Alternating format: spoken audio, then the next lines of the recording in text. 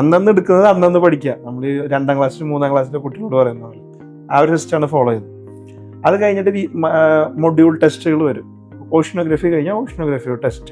അപ്പോൾ ടെസ്റ്റിന് വേണ്ടി വീണ്ടും ഒന്ന് പഠിക്കും, ടെസ്റ്റ് എഴുതുന്നു. അപ്പോൾ അങ്ങനെ ഒരു രീതിയിലാണ് ക്ലാസ്സും ഇത് പോകുന്നത്. 2018 ജോഗ്രഫി പേപ്പർ 1 and 2 സോൾഡ് ആയിട്ട് അതിലായിരുന്നു ഒരു ബുക്ക്ലെറ്റ് ഇറക്കിയിരുന്നു. അപ്പോൾ അത് കാണുമ്പോൾ നമുക്കൊരു ഐഡിയ കിട്ടും എങ്ങനെയാണ് ഉത്തരം എഴുതുന്നത്. അത് 2 കാര്യമുണ്ട് അതിൽ. ഒന്നൊരു ഐഡിയയും കിട്ടും, കുറേ കണ്ടന്റും കിട്ടും. അപ്പോൾ പിന്നെ ടെസ്റ്റ് സീരീസിൻ്റെ കീ വെച്ചിട്ട് അത് അപ്ഡേറ്റ് ചെയ്യുക. അങ്ങനെയാണ് പിന്നീടുള്ള പ്രിലിംസ് ടു മെയിൻസ് ഗ്യാപ്പിൽ അങ്ങനെയാണ് നമ്മൾ ജോഗ്രഫി ആൻസർ റൈറ്റിംഗ്. നമുക്ക് ഈ പരീക്ഷയിലേക്ക് വരുമ്പോൾ നമുക്ക് ഓപ്ഷൻസ് അവൈലബിൾ ആണ് അല്ലേ? അപ്പോൾ അങ്ങനെ വരുമ്പോൾ നമ്മൾ എല്ലാ മൊഡ്യൂളും ഒരേപോലെ ഫോക്കസ് ചെയ്യണോ, അതോ ചില മൊഡ്യൂൾസ് നമുക്ക് കുറച്ച് മേ ബി PYQസോ അല്ലെങ്കിൽ അങ്ങനെ ഏറ്റവും ഇമ്പോർട്ടൻ്റ് നോക്കി അങ്ങനെ പോകാൻ പറ്റുമോ? ഏറ്റവും ബെസ്റ്റ് എന്ന് പറഞ്ഞാൽ ടെസ്റ്റ് സീരീസ് ആണ്. ടെസ്റ്റ് സീരീസ് വരെ വെയിറ്റ് ചെയ്യണമെന്നില്ല.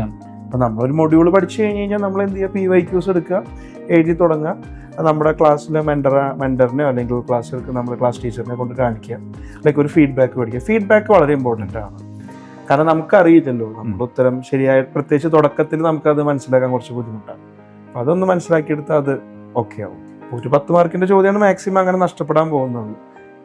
അപ്പോൾ നമ്മൾ എന്താണെന്ന് വെച്ച് കഴിഞ്ഞാൽ വരാൻ ഒരു പ്രോബബിലിറ്റി ഇല്ലാത്ത സാധനത്തിൻ്റെ മുകളിൽ ഒരുപാട് ടൈം ഇൻവെസ്റ്റ് ചെയ്യുന്നത്.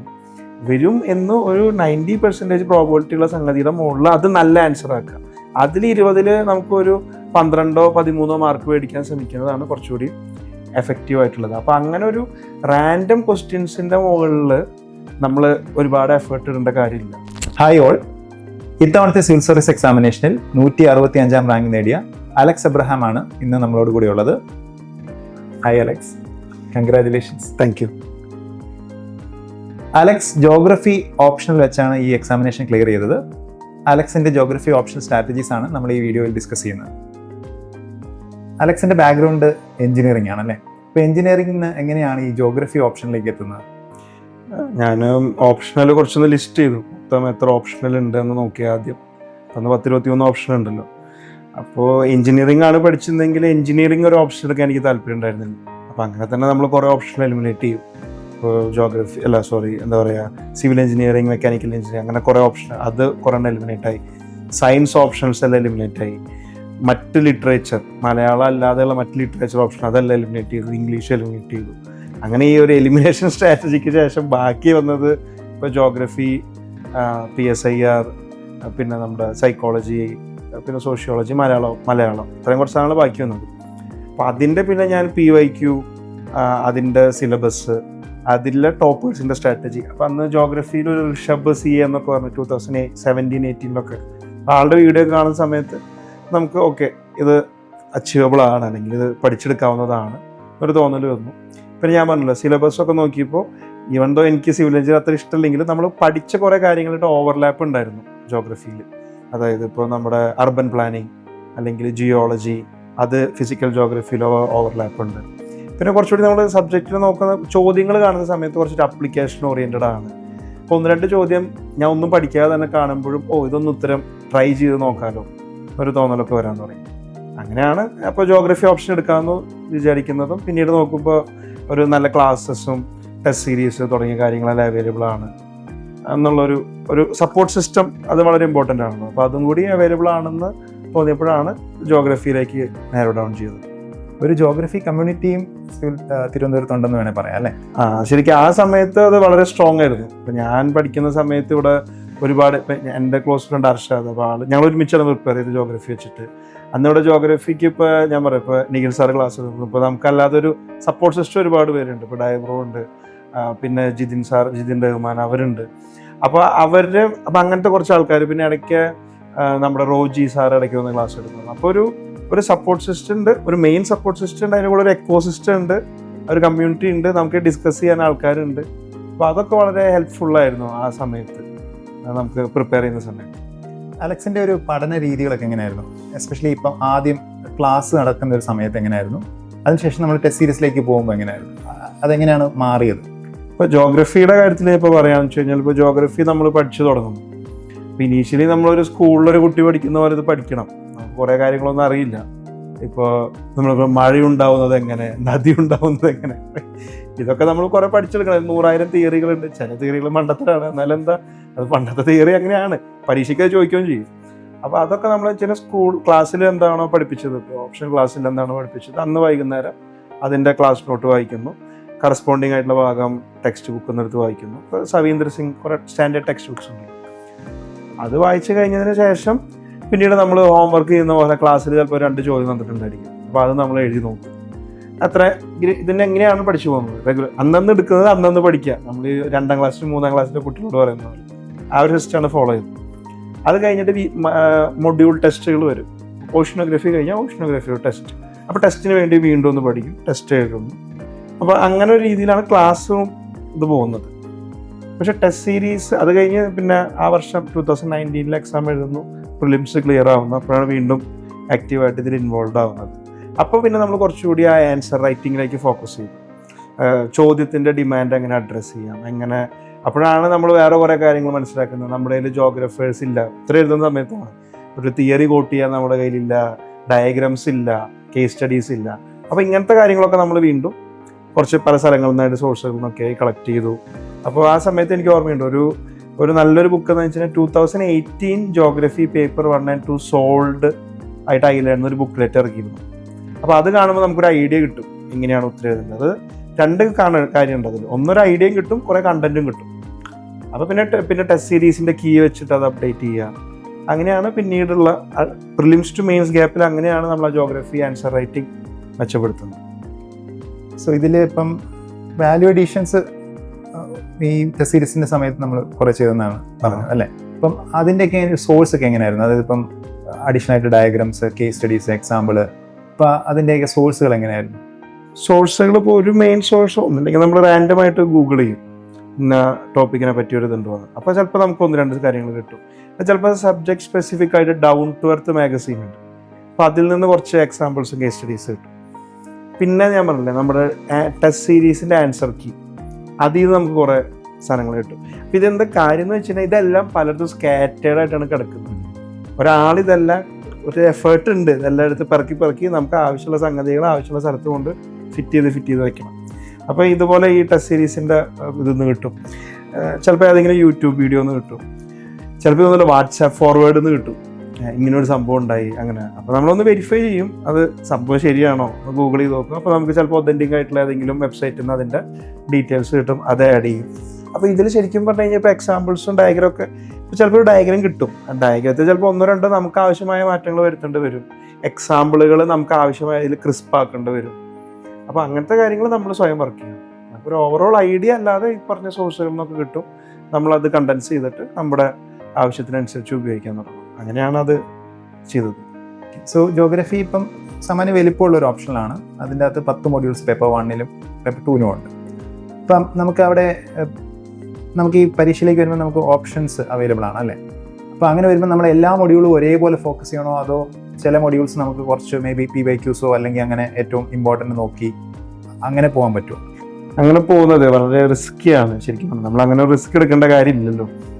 അപ്പം ഞാൻ ചെയ്തിരുന്നത് എന്താണെന്ന് വെച്ച് കഴിഞ്ഞാൽ എല്ലാം പഠിക്കാൻ നോക്കുക. അതായത് സിലബസിൽ ഓരോ ടേമിനെ പറ്റി നമുക്ക് അറിയണം. ഈ ടേം എന്താണ്, നേരത്തെ പറഞ്ഞപ്പോൾ ഐസോസ്റ്റസി എന്താണ്, അല്ലെങ്കിൽ ഡെന്യൂഡേഷൻ ക്രോണോളജി എന്താണ്, ബയോജിയോഗ്രഫി എന്താണ്, അതൊക്കെ ആൾക്കാർ വിടുന്ന മൊഡ്യൂളുകളാണ്. അപ്പോൾ അതൊക്കെ എന്താണെന്ന് അറിയണം. ബേസിക് അണ്ടർസ്റ്റാൻഡിങ് വളരെ ഇമ്പോർട്ടൻ്റ് ആണ്. കാരണം 10 മാർക്കിൻ്റെ കമ്പൽസറിയിൽ ചിലപ്പോൾ ചോദിക്കാൻ സാധ്യതയുണ്ട്. ഒരു തവണ ചോദിച്ചിരുന്നതാണ് പൊട്ടൻഷ്യോ ഇവാപ്പോ ട്രാൻസ്പിറേഷൻ. അത് ഞാൻ ആദ്യത്തെ തവണ ഞാൻ അത് പഠിച്ചു. അപ്പോൾ 2 ഫോർമുല ഉണ്ട്. എനിക്ക് 2 ഫോർമുല മാത്രമേ അതിനെപ്പറ്റി അറിയുള്ളൂ. കറക്റ്റ് ആ ചോദ്യം വരികയും ചെയ്തത്. ഞാൻ ആ 2 ഫോർമുല എഴുതി വെച്ചു, ഇത് എന്താണെന്ന് കൺസെപ്റ്റ് എക്സ്പ്ലെയിൻ ചെയ്തു, അത്രേ ചെയ്തുള്ളൂ. അപ്പോൾ നമുക്ക് അത്രയെങ്കിലും ഒരു ഐഡിയ വേണം, ഇതെന്താണ് ബേസിക് സംഗതി എന്താണ്. അപ്പോൾ ഇതിൽ വരുന്നത് എന്താണെന്ന് വെച്ച് കഴിഞ്ഞാൽ ഈ ഏതെങ്കിലും മൊഡ്യൂൾ ഒഴിവാക്കുക എന്ന് പറയുന്നത് ഇറ്റ്സ് ലൈക്ക് അഡ്വൈസബിൾ അല്ല. പക്ഷേ റിപ്പീറ്റഡ് തീംസ് ഉണ്ട്. ഇപ്പോൾ വെബേഴ്സ് മോഡൽ, ക്രിസ്റ്റലർ മോഡൽ, ലോഷിൻ്റെ മോഡൽ, ലാൻഡ് ഫോം എവല്യൂഷൻ്റെ തിയറീസ്, ഞാൻ നേരത്തെ പറഞ്ഞ മഴയുണ്ടാവുന്ന പ്രോസസ്സ്, അപ്പോൾ ആ പ്ലാനറ്ററി വിൻസിനെ പറ്റിയുള്ള ചോദ്യങ്ങൾ, ഇതൊക്കെ റിപ്പീറ്റഡ് തീംസാണ്. ഇതിനൊക്കെ നമുക്ക് റെഡിമെയ്ഡ് ഉത്തരം നമുക്ക് എഴുതി പഠിച്ച് കൊണ്ടുപോകുന്നതാണ്. ഞാൻ അതൊക്കെ എഴുതി പഠിച്ചിട്ടുണ്ട്. ആ ലോഷിൻ്റെ ക്രിസ്റ്റലറിൻ്റെ ആ ഒരു ഹെക്സഗൺ വരയ്ക്കുന്ന പരിപാടി, അത് എനിക്ക് തോന്നുന്ന ഒരു 10-60 തവണ ഞാൻ അത് വരച്ച് എങ്ങനെയാണത് വരയ്ക്കേണ്ടത്, ഇങ്ങനെ വന്നിങ്ങനെ K value 3, K value 4, K value 7 അതൊക്കെ വെച്ച്. അപ്പോൾ അത് നമ്മൾ റിപ്പീറ്റഡ് ആയിട്ട് പ്രാക്ടീസ് ചെയ്യും. റിപ്പീറ്റഡ് തീംസ് വരുന്നത് റിപ്പീറ്റഡ് ആയിട്ട് തന്നെ പ്രാക്ടീസ് ചെയ്യും. ഉത്തരം എഴുതി ക്രിസ്പാക്കിയിട്ട് അത് അങ്ങനെ ഫോക്കസ് ചെയ്യുന്നതാണ് നല്ലത്. അങ്ങനെ വിടാനായിട്ട് നമുക്ക് അങ്ങനെ ഒരു പോർഷൻ ഇല്ല. അങ്ങനെ ഒരു ഭാഗം സ്കിപ്പ് ചെയ്ത് പോകുന്നത് അത്ര നന്നായിരിക്കില്ല. പിന്നെ ഒരു കാര്യം, ഫിസിക്കൽ ജോഗ്രഫിക്ക് ഓവർ എംഫസൈസ് ചെയ്യാതിരിക്കുക. അത് പഠിക്കുന്ന അത്രയും ഇമ്പോർട്ടൻസോടുകൂടി എന്തുകൂടി പഠിക്കുക, ഹ്യൂമൻ ജോഗ്രഫി പാർട്ടുകൂടി പഠിക്കുക. അത് എപ്പോഴും ഉപകാരപ്പെടും. ഈ പേപ്പർ 1-ലാണല്ലോ നമ്മൾ ഈ തിയറീസും മോഡൽസും അതിൻ്റെ ഏറ്റവും കോൺസെപ്റ്റ്സ് ഒക്കെ പഠിക്കുന്നത് അവിടെയാണല്ലോ. അപ്പോൾ അതിനെ നമ്മൾ എങ്ങനെയാണ് പേപ്പർ 2-ൽ ഈ ഒരു നോളജ് അവിടെ എങ്ങനെയാണ് യൂസ് ചെയ്യേണ്ടത്? അതിനെ എങ്ങനെ അത് യൂസ് ചെയ്യണമെന്ന്, അത് അത്ര നാച്ചുറലായിട്ട് വരണമെന്നില്ലോ, അതിനുവേണ്ടി എന്ത് പ്രാക്ടീസാണ് ചെയ്യേണ്ടത്? അപ്പോൾ പൊതുവേ ഇതെന്ന് പറഞ്ഞാലേ നമുക്ക് ആ ജോഗ്രഫിക്കലായിട്ട് ആൻസർ എഴുതാന്നുള്ള എൻ്റെ പ്രശ്നമാണ്. അതായത് പേപ്പർ 2-ൽ വരുന്ന സമയത്ത് ചോദ്യങ്ങൾ കാണുമ്പോൾ നമുക്ക് ആർക്കും അറ്റംപ്റ്റ് ചെയ്യാം. GS ടൈപ്പ് ചോദ്യങ്ങളാണ് വരിക. അതിന് ഉത്തരത്തിലാണല്ലോ ജോഗ്രഫിക്കലാക്കുക. ഇപ്പം എല്ലാത്തിനും ഒരു ലിങ്ക്ഡ് തിയറി ഉണ്ടാവും. ഒരു ഉദാഹരണത്തിന് ഇപ്പോൾ ട്രാൻസ്പോർട്ട് നെറ്റ്വർക്കിനെ പറ്റിയിട്ട് ഒരു ചോദ്യം ചോദിക്കുകയാണ്, ഇന്ത്യയിലെ ട്രാൻസ്പോർട്ട് നെറ്റ്വർക്ക്. അപ്പോൾ അവിടെ നമുക്ക് അപ്ലൈ ചെയ്യാവുന്നത് നേരത്തെ പറഞ്ഞ ക്രിസ്റ്റലറിൻ്റെ ട്രാൻസ്പോർട്ട് മോഡലുണ്ട് സെറ്റിൽമെൻറ്റിൻ്റെ. ഹെക്സഗണിൽ എങ്ങനെയാണ് K വാല്യൂ മാറുന്നത്, അതായത് ട്രാൻസ്പോർട്ട് ഓറിയൻറ്റഡ് ടൗൺ ആണോ മാർക്കറ്റ് ഓറിയൻറ്റഡ് ടൗൺ ആണോ. അപ്പോൾ നമുക്ക് ആ തിയറി മെൻഷൻ ചെയ്തിട്ട് വേണമെങ്കിൽ സ്റ്റാർട്ട് ചെയ്യാം. ഇത് ഇങ്ങനെ ഒരു തിയറിയുമായി കണക്ട് ചെയ്തിട്ടാണ് ട്രാൻസ്പോർട്ട് ഡെവലപ്മെൻറ്റ്സ് നടക്കുന്നത് തിയറിറ്റിക്കലി. ബട്ട് പ്രാക്ടിക്കലി നടക്കുന്നത് എങ്ങനെയാണ് എന്ന് പറഞ്ഞിട്ട് വേണമെങ്കിൽ അങ്ങനെ കണക്ട് ചെയ്യാം. അല്ലാന്നുണ്ടെങ്കിൽ ഇതേപോലെ ഇപ്പോൾ ഞാൻ നേരത്തെ പറഞ്ഞ പോലെ ഈ കണക്ഷൻസ് ഇപ്പോൾ അഗ്രികൾച്ചറിലാണെന്നുണ്ടെങ്കിൽ ഇപ്പോൾ അഗ്രികൾച്ചറിൻ്റെ ചോദ്യം വരുമ്പോൾ ഓൺതുനൻ മോഡൽ എടുത്തിട്ട് തിയറിറ്റിക്കലി ഇങ്ങനെയാണ് വരേണ്ടത്, പക്ഷേ പ്രാക്ടിക്കലി ഇങ്ങനെയാണ് നടക്കുന്നത്. അപ്പോൾ ചിലപ്പോൾ ചോദ്യത്തിൽ എന്തെങ്കിലും ഡ്രോബാക്സ് ആണ് ചോദിച്ചിട്ടുണ്ടാവുക, അല്ലെങ്കിൽ ചലഞ്ചസ് ആയിരിക്കും. നമ്മൾ പറയാം തിയറിറ്റിക്കലി ഇങ്ങനെയായിരുന്നു വേണ്ടത്, പക്ഷെ നമ്മുടെ ഇംപ്ലിമെൻറ്റേഷനോ അല്ലെങ്കിൽ മറ്റ് ജോഗ്രഫിക്കൽ കൺസ്ട്രെയിൻസ് കൊണ്ട് തന്നെ നമുക്ക് അങ്ങനെ ആവാൻ പറ്റിയില്ല, അതുകൊണ്ട് ഇങ്ങനത്തെ കൺസ്ട്രെയിൻസ് ഉണ്ടായി, വിച്ച് ക്യാൻ ബി ഓവർകംഡ് ബൈ മറ്റ് മെഷേഴ്സ് എന്ന് പറഞ്ഞിട്ട് രീതിയിൽ. അപ്പോൾ ഞാൻ പലപ്പോഴും ഇതാണ് നോക്കാറ്. ഇപ്പോൾ നമ്മളൊരു ആർട്ടിഫിഷ്യൽ ആക്കാൻ നോക്കാതെ ഒരു ഫ്ലോ മെയിൻറ്റെയിൻ ചെയ്യണം. ആ ഫ്ലോൻ്റെ എവിടെയെങ്കിലും കറക്റ്റ് ആയിട്ടുള്ള സ്ഥലത്ത് ഈ തിയറി പ്ലേസ് ചെയ്യും. ചിലപ്പോൾ ഇൻട്രൊഡക്ഷനിലാവാം, ചിലപ്പോൾ ഇടയിൽ എന്തുകൊണ്ട് ഇത് സംഭവിച്ചു എന്ന് എക്സ്പ്ലെയിൻ ചെയ്യാനായിരിക്കാം. അപ്പോൾ ആ കറക്റ്റ് സ്ഥലത്ത് ഓർഗാനിക്കായിട്ട് പ്ലേസ് ചെയ്യാൻ നോക്കുക. അത് ഓർഗാനിക്കായിട്ട് ഇപ്പോൾ ചില സമയത്ത് വന്നു എന്ന് വരില്ല. അപ്പോൾ നമ്മൾ വെച്ചാൽ ബൈ റിപ്പീറ്റഡ് പ്രാക്ടീസ് ആയിരിക്കും പലപ്പോഴും അത് സംഭവിക്കുക. അപ്പം ഏറ്റവും ബെസ്റ്റ് എന്ന് പറഞ്ഞാൽ ടെസ്റ്റ് സീരീസാണ്. ടെസ്റ്റ് സീരീസ് വരെ വെയിറ്റ് ചെയ്യണമെന്നില്ല. അപ്പോൾ നമ്മളൊരു മൊഡ്യൂൾ പഠിച്ചു കഴിഞ്ഞാൽ നമ്മൾ എന്ത് ചെയ്യുക, PYQs എടുക്കുക, എഴുതി തുടങ്ങുക. നമ്മുടെ ക്ലാസ്സിലെ മെൻറ്ററിനെയോ അല്ലെങ്കിൽ ക്ലാസ് എടുക്കുക നമ്മുടെ ക്ലാസ് ടീച്ചറിനെ കൊണ്ട് കാണിക്കുക, ലൈക്ക് ഒരു ഫീഡ്ബാക്ക് മേടിക്കുക. ഫീഡ്ബാക്ക് വളരെ ഇമ്പോർട്ടൻ്റ് ആണ്. കാരണം നമുക്കറിയില്ലല്ലോ നമ്മുടെ ഉത്തരം ശരിയായ, പ്രത്യേകിച്ച് തുടക്കത്തിൽ നമുക്കത് മനസ്സിലാക്കാൻ കുറച്ച് ബുദ്ധിമുട്ടാണ്. അപ്പോൾ അതൊന്ന് മനസ്സിലാക്കിയെടുത്താൽ അത് ഓക്കെ ആവും. ഇനി ചിലപ്പോൾ ഈ എക്സാമിൻ്റെ സമയത്ത് എക്സാമിൽ ചിലപ്പം ഭയങ്കര ഡിഫിക്കൽട്ടായിട്ടുള്ള ചോദ്യങ്ങൾ വരാം. പേപ്പർ 1-ലും വരാം, അതുപോലെ പേപ്പർ 2-ൽ മാപ്പിലും ഒക്കെ വരാം. അതിനെങ്ങനെയാണ് ഹാൻഡിൽ ചെയ്യേണ്ടത്? അതിനെ കണ്ടിട്ട് അല്ലെങ്കിൽ അതിൻ്റെ ബേസിസിൽ നമ്മൾ ഒരിക്കലും പ്രിപ്പറേഷൻ പ്ലാൻ ചെയ്യാൻ പാടില്ലല്ലോ. ഇത് ഏറ്റവും കൂടുതൽ വരുന്നത് ഈ ഫിസിക്കൽ ജോഗ്രഫിയിലാണ്. അത് ഫിസിക്കൽ ജോഗ്രഫിയിൽ കുറേ ലാൻഡ് ഫോംസിൻ്റെ പേരുണ്ട്. ഇപ്പോൾ ബാസ്ക്കറ്റ് ഓഫ് എക്സ് ടോപ്പോഗ്രഫി അങ്ങനെ ആ പേര് കേട്ടിട്ട് നമ്മൾ പഠിക്കാൻ തുടങ്ങി കഴിഞ്ഞാൽ 100,000 പേരുകളുണ്ട്. ഇപ്പോൾ കേരളത്തിൽ തന്നെ എന്തോരം നമ്മൾ തന്നെ ആ പേര് ഈ പേര് എന്നൊക്കെ പറഞ്ഞ് കുറേ സ്ഥലങ്ങൾക്ക് പേരിട്ടുണ്ട്. ഇതുപോലെ തന്നെ ആഫ്രിക്കയിലും അമേരിക്കയിലും ലാറ്റിൻ അമേരിക്കയിലും ഒക്കെ അവരവരെ പേരിട്ട് വിളിക്കുന്നുണ്ട്. ഇതെല്ലാം പഠിക്കൽ നടക്കില്ല. അപ്പോൾ അതിലൊക്കെ വെച്ചിട്ടൊരു ബേസിക് കുറച്ച് കാര്യങ്ങൾ പഠിക്കുക. ഞാനും മാക്സിമം ഒരു 10, 60, 70 ലാൻഡ് ഫോമുകളെ പറ്റി പഠിച്ചിട്ടുണ്ടായിരുന്നു. അതിനപ്പുറത്തേക്ക് വരുന്നത് നമുക്ക് കിട്ടിയില്ല എന്ന് വിചാരിക്കുക. പിന്നെ ഒരു കാര്യം, അത് 10 മാർക്കിനെ ചോദിക്കുള്ളൂ. ഒരു 10 മാർക്കിൻ്റെ ചോദ്യമാണ് മാക്സിമം അങ്ങനെ നഷ്ടപ്പെടാൻ പോകുന്നുള്ളൂ. അപ്പം നമ്മൾ എന്താ വെച്ച് കഴിഞ്ഞാൽ വരാൻ ഒരു പ്രോബബിലിറ്റി ഇല്ലാത്ത സാധനത്തിൻ്റെ മുകളിൽ ഒരുപാട് ടൈം ഇൻവെസ്റ്റ് ചെയ്യുന്നത്. വരും എന്ന് ഒരു 90% പ്രോബബിലിറ്റി ഉള്ള സംഗതിയുടെ മുകളിൽ അത് നല്ല ആൻസർ ആക്കുക. അതിൽ 20-ൽ നമുക്കൊരു 12, 13 മാർക്ക് മേടിക്കാൻ ശ്രമിക്കുന്നതാണ് കുറച്ചുകൂടി എഫക്റ്റീവ് ആയിട്ടുള്ളത്. അപ്പോൾ അങ്ങനെ ഒരു റാൻഡം ക്വസ്റ്റ്യൻസിൻ്റെ മുകളിൽ നമ്മൾ ഒരുപാട് എഫേർട്ട് ഇടേണ്ട കാര്യമില്ല. അറിഞ്ഞിരിക്കുക. ഇപ്പം ഞാൻ basket of X topography UPSC ചോദിച്ചാൽ എനിക്കും അറിയാം. അപ്പോൾ അത് ഇനിയും ചിലപ്പോൾ അത് സാധ്യതയുണ്ട്, ഇനി എങ്ങനെ അവർ പിന്നെയും ചോദിച്ചാലോ. അപ്പോൾ അല്ലെങ്കിൽ നമുക്ക് അത് വീണ്ടും എവിടെയെങ്കിലും ആൻസറിൽ കോട്ട് ചെയ്യാനും പറ്റും. അപ്പോൾ അങ്ങനെയൊക്കെ ഉപകാരപ്പെടുന്ന രീതിയിൽ പഠിക്കുക. അല്ലാതെ അൺനെസസറി ആയിട്ട് അങ്ങനത്തെ ഒരു വല്ലപ്പോഴും ചോദിക്കുന്ന ഒരു ഔട്ട് ഓഫ് ദ ബ്ലൂ ക്വസ്റ്റ്യനിലേക്ക് ഒരുപാട് ടൈം അതിന് വേണ്ടിയിട്ട് അതിന് ചുറ്റിപ്പറ്റിയുള്ള ഒരുപാട് പഠിക്കുക, അത് ശരിക്കും ഒരു റിട്ടേൺ ഓഫ് ഇൻവെസ്റ്റ്മെൻറ്റ് വളരെ കുറവായിരിക്കും. അങ്ങനെ പോകാതിരിക്കുന്നതാണ് നല്ലത്. അവിടെ ഇവിടെ ഏറ്റവും ഡിഫിക്കൽട്ട് ആയിട്ടുള്ള കുറച്ച് ചോദ്യങ്ങൾ വിട്ടാലും അത് ആക്ച്വലി നിങ്ങളുടെ മാർക്കിനെയോ റാങ്കിനെയോ അഫക്റ്റ് ചെയ്യില്ല. ഇല്ല, കാരണം എന്താ വെച്ചിട്ടുണ്ടെങ്കിൽ ഞാൻ എൻ്റെ ഫസ്റ്റ് അറ്റംപ്റ്റിൽ 40 മാർക്കിൻ്റെ ചോദ്യം എഴുതിയിട്ടില്ല. എനിക്കറിയില്ലായിരുന്നു. അന്ന് എനിക്ക് GS 1-ൽ കിട്ടിയ മാർക്ക് തന്നെയായിരുന്നു.